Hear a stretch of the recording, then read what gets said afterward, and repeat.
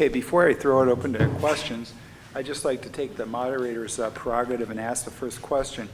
It seems to me that we've been talking about the treaty, and a couple of our speakers have mentioned that it may not be all that easy to get a treaty because of defining what a space weapon is, or because we can't monitor compliance with this because it's not observable. So I'd like to try to explore this a little bit more, the technical difficulties of doing this and ways to surmount this. So I would just like to ask our speakers if they could flesh that out a little bit. What does it mean that this would be difficult to monitor compliance with? Could you be more specific? I think, Jeff, you're the one that said that, and also you mentioned that it's difficult to define what a space weapon is. And then also, anyone else who would want to chime in on that as well, but maybe you can start. So I just want you to elaborate on what you meant by that. Well, let's start with the definitional element of this. If one wanted to ban space weapons, a place to start clearly is with the direct ascent capabilities. That's what's been demonstrated most recently. What is it that we're banning? Are we banning the ballistic missile? Are we banning the kill vehicle? We're not going to ban ballistic missiles. They're dual-use capabilities. They could put a different kind of warhead on top of it. Are you relegating classes of ballistic missiles only for this purpose? Well, if that's the case, how will you ever monitor the compliance with that? I could say, yes, this fleet of 5 ballistic missiles is for this purpose, but these 3,000 are for this other purpose. How would I, as another party to the treaty, ever really know whether or not those 5 were clearly for that purpose? The kill vehicle itself is a small asset. Being able to actually see where they have them, or knowing that the technical drawings and capabilities that went into constructing it have been destroyed or lost to the mists of time, I think is an impossibility. In fact, some have suggested now that they've actually tested it, there's no point in them needing to test it again. So from that, just using that one example, I think it would be very difficult to say with any degree of confidence that those capabilities have been swept away if one even had a treaty saying they were to be swept away. It becomes even more complicated when you consider the electronic means, the directed energy assets or jamming capabilities. Those are inherently dual-use capabilities. We're not going to get rid of them for their dual-use purposes. They have lots of productive economic returns for us. So to say with any degree of confidence that those capabilities can no longer be used for space warfare would not be a question that you could answer with any degree of certainty. Can I? Oh, yeah, go ahead, Theresa. Well, I want to address this too, and I agree with Jeff on a lot of this, because it is true that most space technologies, or most technologies you might use to attack satellites, are dual-use capabilities. That doesn't necessarily mean you can't find ways to outlaw certain activities. Let's just take the ballistic missile example. We did used to be party to a treaty called the ABM Treaty, which prohibited us from testing missiles in a certain mode. So it didn't prohibit the technology, prohibit us from doing certain things. For example, if you look at the kinds of technologies that have recently been demonstrated, the direct ascent, the satellite destruction, kinetic energy capabilities, you could envision a treaty or an agreement that barred the testing and use of these kinds of capabilities. Because you could verify that, because you can see it when it happens if you smash something up. We have the capabilities to do that. So there are ways around some of the problems that exist in when you just say a blanket space weapons ban, and I agree that's not going to work. And the treaty proposal that the Russians and the Chinese put forward in the Conference on Disarmament is lacking, and it's not probably in its current form doable. But again, Mike made the point that if you really want to get somewhere with diplomatic constraints or use your diplomatic tools, you actually have to talk about it. The second thing I just want to say about the treaty issue is that you have to remember that we're talking about offensive weaponry here. And we talked a lot in this panel about vulnerabilities of U.S. systems. That's true. But we're not going to protect ourselves in space by pursuing offensive space weapons. That's not a logic train that works. those types of weapons will do nothing to protect our own satellites. So that's another driver, I would think, for people to want to pursue diplomatic tools as an effort, as part of an effort, not the only effort, but as part of an effort to protect our capabilities. Anybody else? Peter?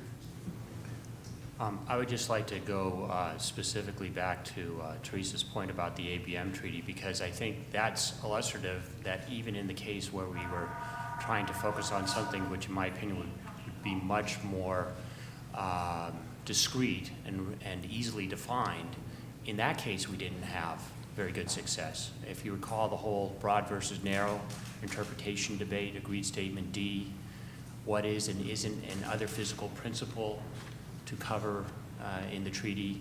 You know, for example, are lasers covered or not? Is that another physical principle? Is a brilliant pebble another physical principle?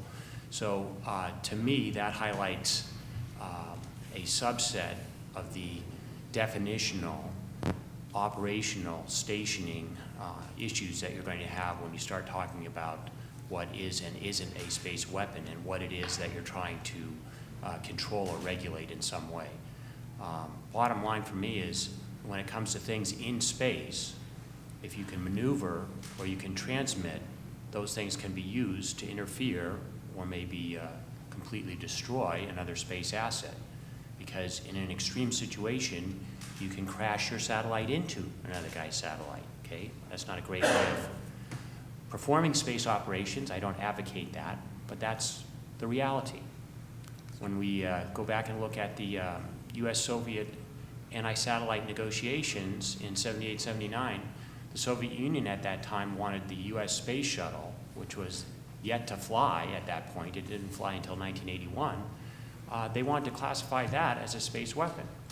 And why is that? Well, because technically it could go up and interfere with the satellite. It might even be able to grapple a satellite and put it in its cargo bay and bring it back home. So I just think we would be, bottom line, well advised to think about some kind of bottom-up incremental steps rather than some kind of top-down grandiose effort that's going to somehow, for once and for all, define what it is that we're trying to do in space, because I don't think that's a productive path to go down. I generally agree with the other three, except I want to point out something.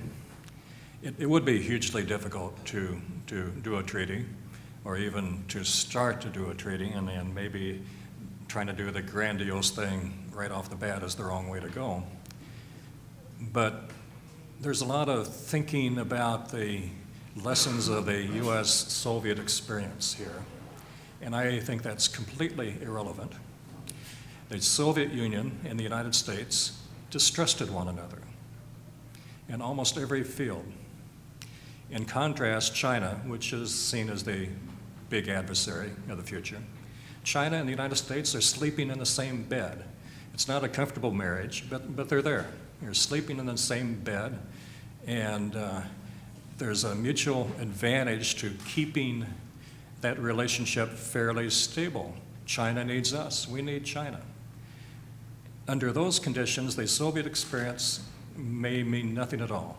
The Chinese have been pretty paranoid about what we've been up to since our limited missile defense effort back in the McNamara days. It's time to begin to dispel some of that mistrust. We're in bed economically. We're not in bed politically, but economically. And maybe there are ways to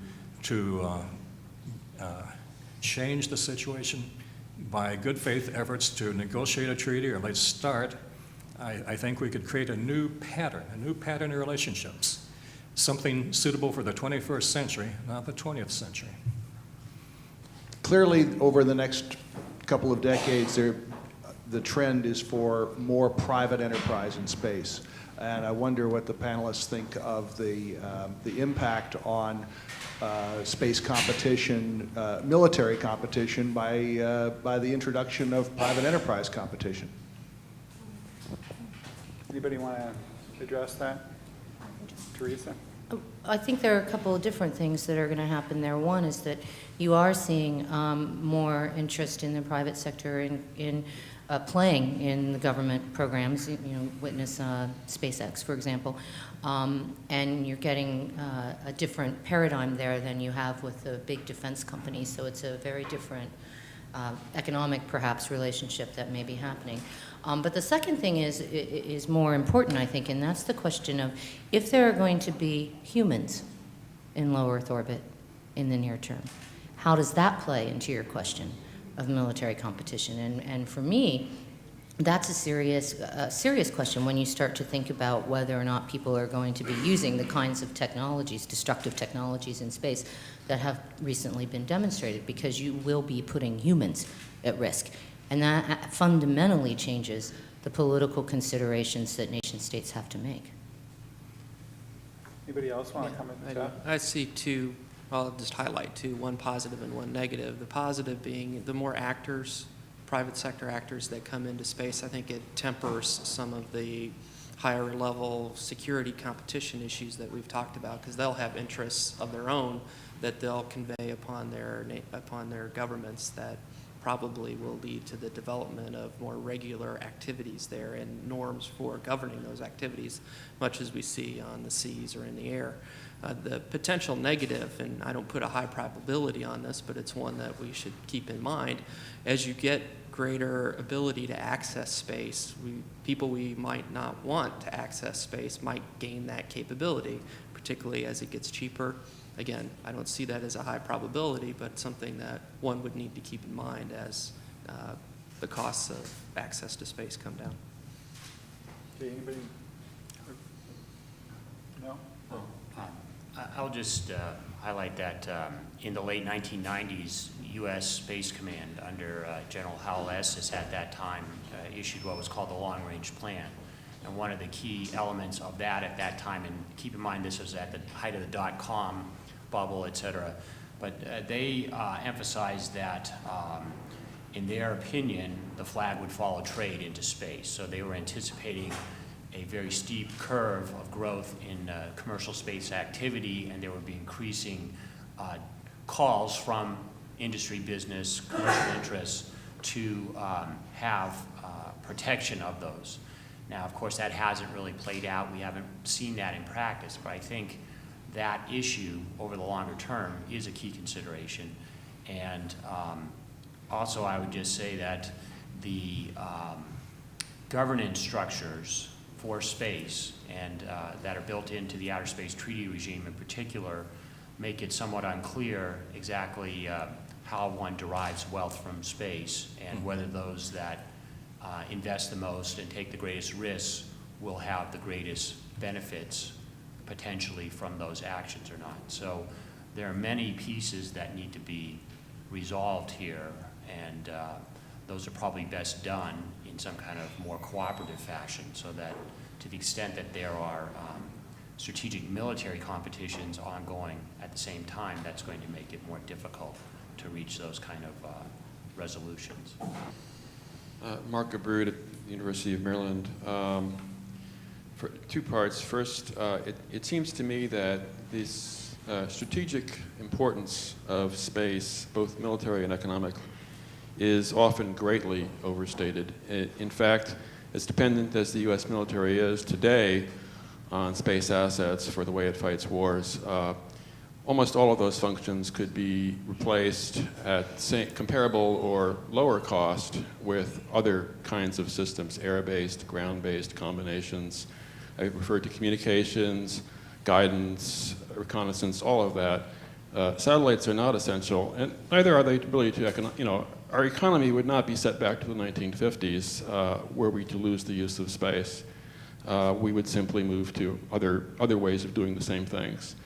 Now that said, nevertheless, space is critically important to security in the sense that it's very likely to be a place where a major power war is sparked. And I would note that the era of great power competition in the sense of unrestrained levels of violence, maximum technical capabilities, ended in 1945, and if it ever returns, it will be about one day at most. And we don't want that to happen. It's very likely that if it does happen, it could start in space, because if we move down the road of an arms race in space, we're going to be creating an extremely unstable confrontation, satellites versus anti-satellites, prepositioned devices that target each other. Now, of course, after the era of unrestrained competition, we entered the Cold War, and that was the era of deterrence. And now that that's over, we move to an era of international security. You need to dispense with the history and ask the question.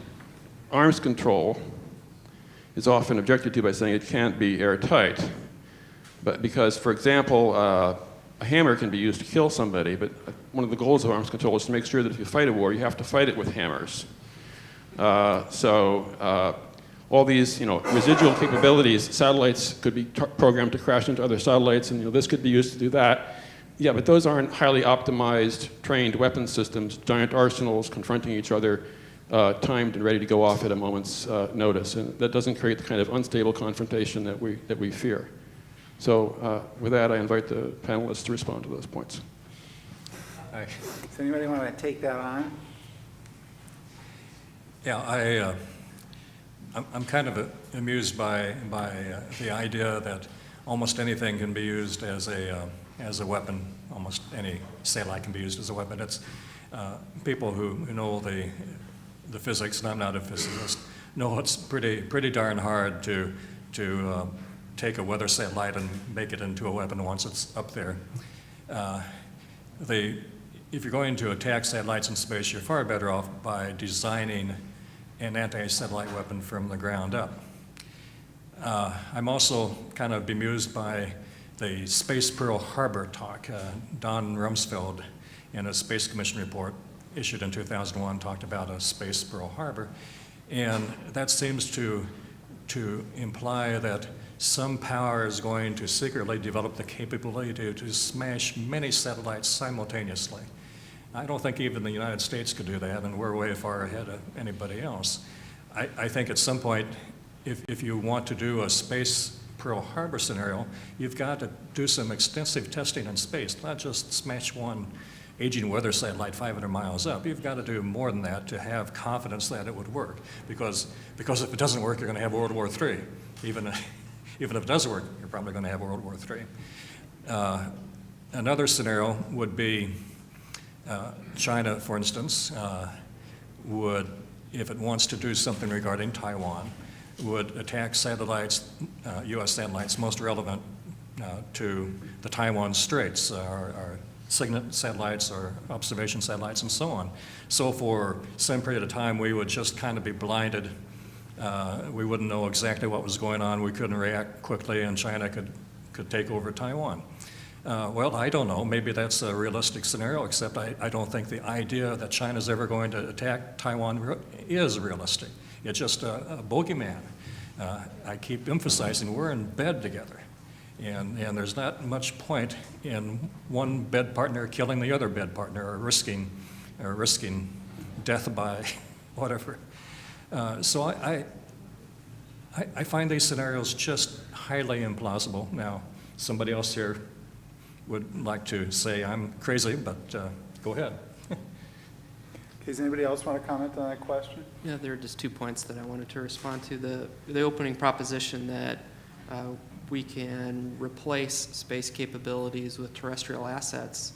I just point out 2 things. Number one, our senior military commanders have said that space assets are inextricably woven into our security forces, that they imbue upon them or endow upon them critical capabilities that they've come to rely on. But secondly, that raises the point, and given the broader context that we've been discussing, we ought to be looking at how we can complement these space capabilities with terrestrial assets. If we could make those investments, it might actually temper down some of the broader concerns that we've been discussing today. The second element of it that I wanted to respond to is this notion that space is the place that's going to spark a new war. And I want to draw off of some things that Mike is saying, because I completely agree with him that the integrated economics of the United States and China, and largely probably the rest of the world going forward, is means that there's low probability of this great power competition, but it's still going to be there. If we're in bed with the Chinese, to use his language, and it's unlikely that we're going to go to war with each other, and then it's unlikely we're going to go to war each other even if we have something bump into each other in space. It's actually unlikely that they'll even bump into anything in space, because it'll be the broader relationships with China or India or country X down the road that determine whether or not we get into competition with them to lead to war. And it's that broader environment we need to focus on rather than this very narrow element of our security portfolio.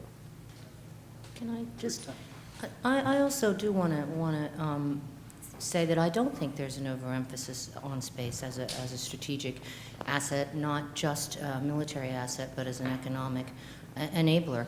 And if you look at how space is used around the world, you will see that every modern society is highly dependent on it. If we lost an area of orbit, we could be in very deep trouble. Most all international bank transfers go through satellites. We don't have fiber optic cable capabilities to equal what we do through space. We would have to build a whole bunch more. Now, that might be doable, but it would take time.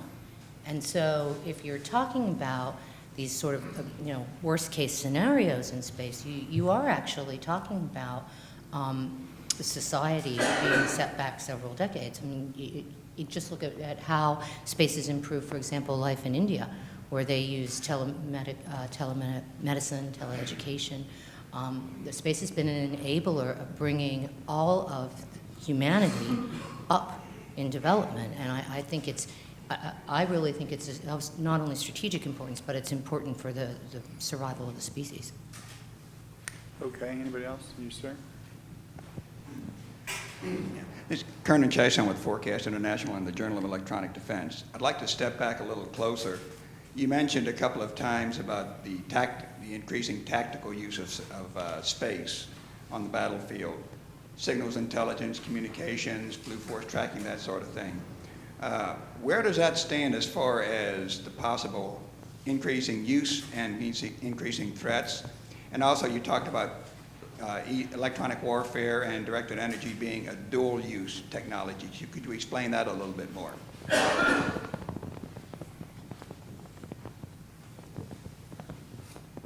Does anyone want to take that question? Want to take that, Pete? Well, I'll given that I was the one that raised the notion that they were the electronic warfare part was dual use, I'll leave the tactical evolution to Pete or others who might be more competent to speak to that. What I meant when I make that point is that the underlying capabilities that are resident in jamming capabilities or laser capabilities are things that you would develop for other either electronic purposes or the use of lasers for medical purposes or commercial purposes. That having a directed energy program isn't necessarily a space program. It is a directed energy program for lots of different uses. There are lots of things that you can use high energy lasers for. There are lots of reasons why you would want the subcomponent electronics resident in a jammer capability. So as long as we continue to see value in those related capabilities, the underlying capacity to assemble them and apply them for space purposes, I think remains something that's quite possible and indeed probable. Peter, you want to comment Well, on that? I would just comment that I think it's increasingly difficult in a number of areas to distinguish for what discrete purposes any given system might be useful or be able to be used in. What we just saw with the Standard Missile 3, obviously that system wasn't designed for that purpose. So I think many of the things that you talked about would have similar residual capabilities that they weren't designed to achieve, but would still be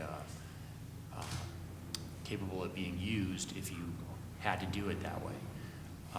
And I would just maybe like to try and tie together some of these other points. I agree with Mike that the United States and Chinese relationship is far different than the U.S.-Soviet relationship was during the Cold War, and we need to leverage that as the basis for more stable relations in the future. But I think the point that Jeff and I are just trying to make is that likewise, the way that space is viewed, I think by the Chinese and others, has changed radically. And when they see repeatedly that the United States has used space capabilities to enable their tactical forces, then of course they're going to see that in a different way than the United States and the Soviet Union viewed space as national technical means and as a means of stabilizing a superpower relationship. I don't think the Chinese see it that way. It wouldn't be logical for them to see it that way. And I'm not sure we can get back to that condition. And just to go back to Mark's question, I agree that you could work around space. That is definitely true, but the question is, do you want to do that? I mean, if space is the better and cheaper way of doing things, then that's where folks are going to go. And yeah, there's a variety of ways to work around that, but that's not where people are going to initially go. And I just also, I was a little bit confused by the two ends of your question, because at first you said space wasn't very important, but then at the end you seem to say it's going to be the trigger of some great instability. So that go down the road of this arms race, we will create interlocking confrontation in space that will be unstable. Yes, my name is Nelson Wickstrom, Virginia Commonwealth University down in Richmond. My question is directed to Mike Moore. Do you see, given the fact that China and the U.S. need each other, and quote, they're in bed with each other, do you see any possible peaceful resolution of the Taiwan issue? I do. I think it's just going to be a stalemate for a long time until the older generations completely die off. I've talked to a lot of Chinese, Taiwanese, mainland Chinese. The Taiwan investment on the mainland is huge. I think it's mainly posturing on both sides, and that posturing can get out of control, I suppose, but it's hard to imagine how it would or why it would, because China needs Taiwan, and certainly nobody wants to risk, I wouldn't think the Chinese government would want to risk U.S. intervention in that case. Of course, it's unclear whether there would be U.S. military intervention. That ambiguity is inherent in our relationship. But I suspect that if there was a military attack on Taiwan, we would intervene. And the Chinese would have to believe that would be the case. So yeah, I think it's going to fade away over the years. Okay, we'll go back to this woman back here in the back. Barbara Hollingsworth, Washington Examiner. Mr. Moore, it seems to me that the United States, if we pursue a treaty where space is not militarized, then the military would have to go back to using kind of ground-based communications because of the vulnerability. Don't we have to pick one or the other at this point? Space has been militarized since the early 1960s, and it's going to remain militarized, and I would be the first one to say it should. There's a moral component to our satellites in space that have military purposes. We can do precision war. Now, I don't think for a moment that we should do war except under the most extreme circumstances. The invasion of Iraq, I think, was a huge mistake. Afghanistan was something different. I think we had to go in there. But there's this moral component. If you have to do war, if you must do a war, you should do it right. And that means attacking military targets and not killing civilians. Pete mentioned the NATO campaign in 1999. I think something like 23,000 bombs and missiles were launched, not all of them precision guided by any means. Human Rights Watch went in afterwards, and they're not a good friend of the military exactly, and they thought they were going to do an on-the-ground survey and try to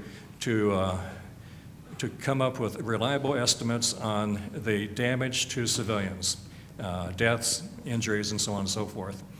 And after an exhaustive survey, they could only document about 500 civilian deaths. That's, that may be 500 too many by some lights, but after the use of 23,000 bombs and missiles, it's staggering. The U.S. military learned something from Vietnam.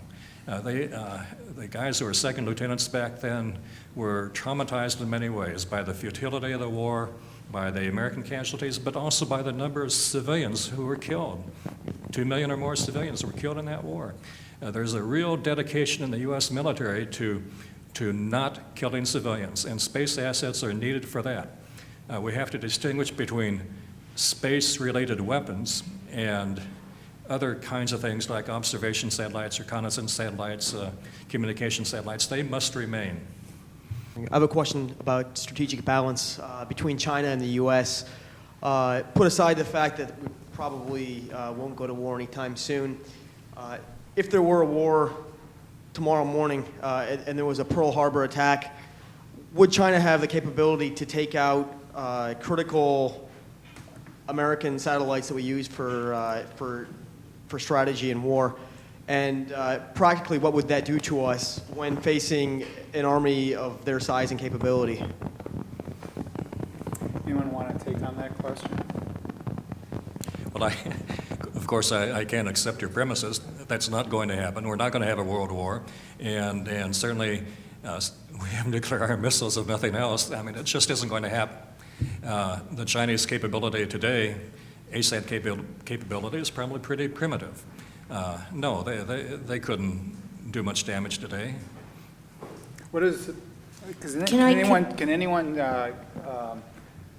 expand on what a primitive capability is? Obviously, they've done this test, but I mean, what is I think the question that the person is getting to is exactly what capability do the Chinese have at this point in time to disrupt our tactical military operations with ASAT weaponry?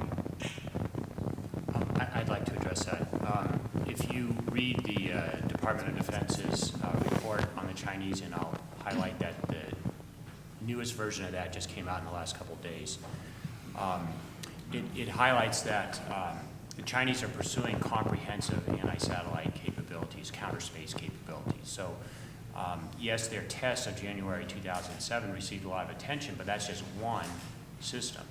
And as was mentioned earlier by Jeff and others, really the most likely and most prevalent way to neutralize space capabilities or a variety of other military capabilities is by jamming the radio frequency. So the Chinese and lots of other states, the Russians, all kinds of other folks, have all kinds of capabilities, jammers, to do exactly that. And when you move up the spectrum, as was also mentioned, the Chinese are pursuing directed energy weapons, lasers. The director of the NRO mentioned that his satellites were being lased. That's an unprecedented statement to be made. So it's all evidence that something is going on. And again, I'm not trying to make the Chinese out to be 10 feet tall. I'm not saying we're going to war tomorrow. But what I am saying is that the Chinese, in my opinion, have correctly identified one of the key vulnerabilities of U.S. military forces, and they're pursuing a variety of means to negate the advantage that space currently provides to the United States. Does that mean we're going to war? No. But it means that the United States needs to work harder on trying to protect those capabilities if they want to use it in the future. I certainly agree with Pete on that. They're pursuing all kinds of capabilities. The PLA has to do that. After all, we are pursuing capabilities too. We haven't even talked about ASAT systems or potential ASAT systems we have that would not create any debris. Little robotic satellites that could presumably hunt out satellites in space and get up close and personal with them and do something terrible to them. But again,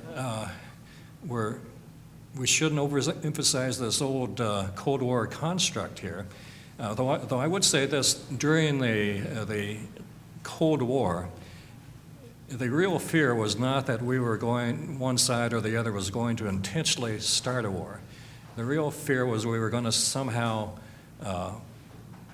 start a war through mistake or miscalculation. We would just kind of blunder into a war because we had so many weapons on hair triggers, both sides did. And I think if we aggressively pursue space-related weapons, we might blunder into conflict with the best of intentions. We want to defend our space assets, so we develop space-related weapons and the other side develops space-related weapons, sooner or later, we might just blunder into something, and once you do it, maybe you can't turn it around.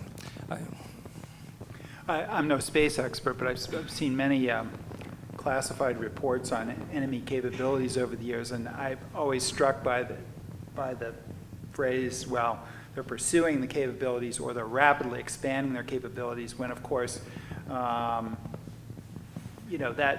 that really doesn't state the level of the U.S. versus that particular country, in this case China. So I think that's really where we need to focus. I mean, no offense to Uganda, but Uganda may be pursuing anti-satellite capabilities too. They have one guy in an office somewhere thinking about it, but I mean, we need to look at the relative capabilities and the threats as they really are the relative levels of the different countries. Okay, do we have one last question? Right here, sir.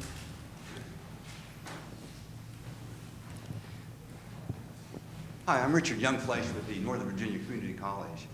If I was a military planner for a country that foresaw the United States as an enemy, I'd go after those assets, those space assets. I would plan on that. So it seems to me that you all are arguing that this space race is going to occur, just at what rate it's going to occur. And a treaty might be useful in slowing it down, but that's all it would do.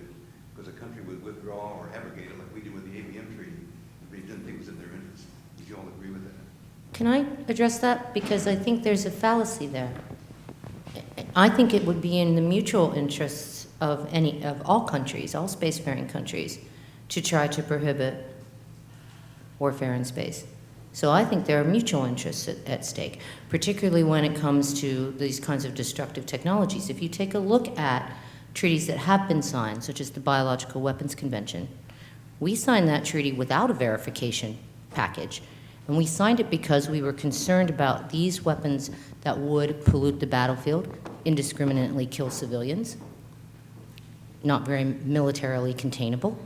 And if you look at debris-creating weapons in space, you see exactly the same characteristics. Indiscriminate killers, pollution for long periods of time that could make your battlefield inoperable, and militarily uncontainable. So it seems to me that it is not a true statement to necessarily say that it would be in the long run in any nation's interest to pursue those kinds of capabilities. Okay, I think I'm going to have, do you want to make one last comment? Sure I do. Anybody else who wants to make one last comment? It's worth remembering, people I call space warriors tend to say we've always had warfare on the land and the sea and for 100 years in the air. Why should space be any different? And my contention that it is different. Warfare on the land is as old as civilization and for that matter, before civilization probably. Warfare on the seas is thousands of years old. Bombs were first dropped by airplanes before World War I. People have sort of assumed that there's going to be conflict, right? On the land, air, sea, there's going to be conflict. But space is different in that the governments of the world, since the early 80s, have given systematic thought to how space can be preserved as a kind of sanctuary, free of conflict. There is a general wish, and it may not always be a true wish. There may be some posturing involved here, but there seems to be a general wish to treat space differently than land, sea, and air. As I think I said in my remarks, it's possible to make a new pattern here. Make a new pattern and cut out the new pattern and apply it. But you can't do it if you're living in 20th century and 19th century and 18th century paradigms. You've really got to break these paradigms. I think we learned from the last century that great power conflicts, armed conflicts, are over. There's always going to be small wars. But the idea that China or Russia or India or anybody else and the United States are going to get into a major war, it just seems to me to be bizarre. It's time to get rid of that paradigm and go on to something new. Now, I may be speaking in an idealistic way, but I think I'm speaking in a pragmatic way. The opportunity cost, remember, the opportunity cost of a arms race in space could be huge. And if conflict ever breaks out and we'd lose a major portion of space for human use, the economic catastrophe could be huge too. Thank you. Anyone else want to make a concluding remark? Okay.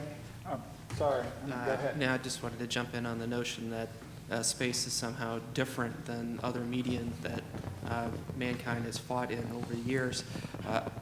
The incentives for warfare will govern whatever decisions about armed conflict is made in space. Space itself is not a unique environment. It's unique only in the sense that we've just been able to get there in any great degree. But as we begin to use it for lots of different things, the age-old incentives for why men throw rocks at one another will come to pass. That is inevitable that it will happen. It may be improbable in the current integrated economic environment, but let's remember that worldwide depressions have happened before. Those could happen again and break this Pacific great power relations that we've had for the last half century. I don't have enough hubris to say that today's environment will continue into the future indefinitely. In fact, I think we ought to be more pragmatic and expect that it probably won't, but no need to act to break it down. Okay. No one else has anything to say. I'll conclude the program here by just thanking everyone for coming. And we're going to have Mike Moore is going to sign his book, Twilight War, The Folly of U.S. Space Dominance, afterwards. And we still have some goodies left, so you're welcome to polish those off before you leave. So thanks for coming.